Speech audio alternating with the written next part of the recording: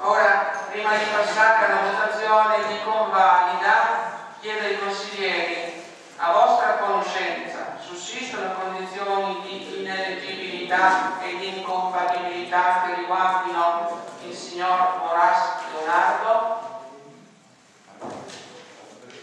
Se nessun consigliere interviene, metto in votazione la surroga.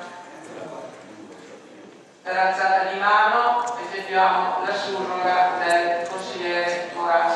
Chi è favorevole? Chi è contrario? Chi si astiene? Favorevoli 11 favorevoli e 7 astenuti. Il consigliere Moras, dopo l'immediata eseguibilità, sarà a tutti gli effetti un consigliere di questo Consiglio.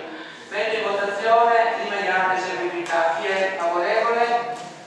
Chi è contrario? Chi si astiene? Stesso risultato di prima. Il consigliere Moras è tra i nostri.